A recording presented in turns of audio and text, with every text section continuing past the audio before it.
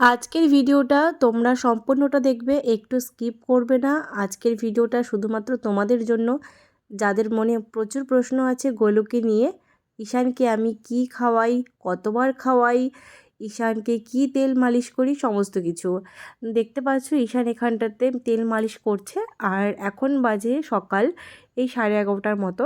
ওকে আমি 11টা কি 11:30টার মধ্যে তেলটা মালিশ করি। তেল মালিশ করার পরে ওকে আধ ঘন্টা পরে আমি স্নান করিয়ে দিই। আর চেষ্টা করি সকালবেলা এই তেল মালিশ করার সময় ওকে কিছু খাওয়ানোর, কারণ ও তখন এই মিলটা খুবই এনজয় করে। দেখতে পাচ্ছ আমার সোনা পাপাটা কত ভালোভাবে খেলছে। আর তোমরা অনেকেই জিজ্ঞেস করো গোলুকে আমি স্যারেলাক কতবার খাওয়াই। দেখো, স্যারেলাক আমি প্রতিদিন ওকে দেই না, হঠাৎ হঠাৎ দেই। এরকম কোনো নির্দিষ্ট এখনও দেই না যে দিনে দুবার করে দিতেই হবে, সেরকমভাবে এখন ওকে খাওয়াচ্ছি না আমি। মোটামুটি দিনে একবার করে দিই, কখনো রাত্রে দেই, কখনো বা সকালে দিই। বেশিরভাগ আমি সকাল বা রাত্রিবেলা এই দুটো টাইমে যে কোনো এক সময় দিই।